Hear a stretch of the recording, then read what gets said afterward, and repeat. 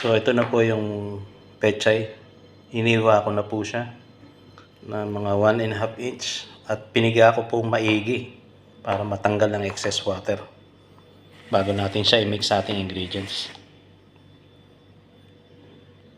Ito pa yung ingredients. Lagay na po natin lahat.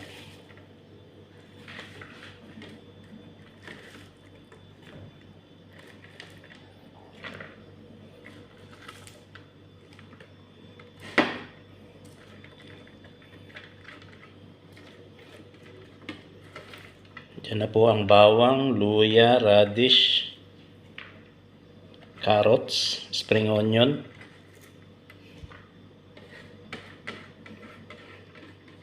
Pwede rin po maglagay ng kutsay kung gusto nyo po. Tapos ang ating sauce.